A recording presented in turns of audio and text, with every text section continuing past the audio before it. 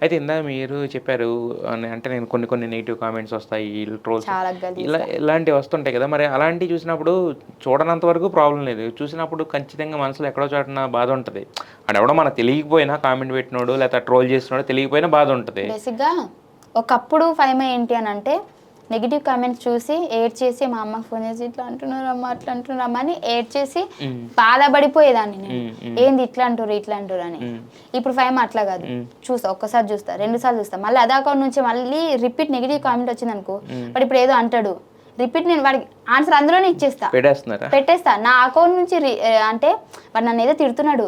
నేను రివర్స్ తిడితే వాడికి ఇజ్జత్ ఏముంది అక్కడ? హ్మ్. అంటే అరే అకౌంట్‌తో పెట్టేసింది అందరూ చూస్తారని. హ్మ్. అలా చాలా మంది డిలీట్ చేసుకున్నారు. ఇప్పుడు వాడు ఏదైనా తిడితే రివర్స్ తిట్టేస్తా. హ్మ్. వాడికే అకౌంట్ ఓపెన్ చేసి వాడిదే చూస్తాడు. అవునవును. సో కొంతమంది డిలీట్ చేసుకుంటారు. కొంతమంది వాదించాలనుకుంటే వాదించొచ్చు. హ్మ్. ఎందుకంటే నేనేం వాళ్ళ ఇంటికి వెళ్ళి నేను ఏమి తప్పు చేయలేదు. వాడు నన్ను తిట్టేంత అసలు లేదు. ఎంత రైట్ అయితే ఎవరికీ లేదు. లేదు. ఎందుకంటే మీరు ఆళ్ళతో పర్సనల్ కనెక్షన్ అయితే ఏం లేదు గదా! ఏం వాళ్ళని లేదు. ఏదో జేయడానికి జేస్తున్నారు గానీ. సో, మరైతే యాక్చువల్‌గా సపోజ్ నీ ముఖమేంది ఇట్లున్నది అన్నాడనుకో, హ్మ్. నీలాగానే ఉంది కదరా అని పెడతా. సో అప్పుడు వాడు ఏం ఆన్సర్ ఇయ్యలేడు ఇంకా. మనం ఇద్దరం సేమ్ ఓకే. అని పెడతా. హ్మ్.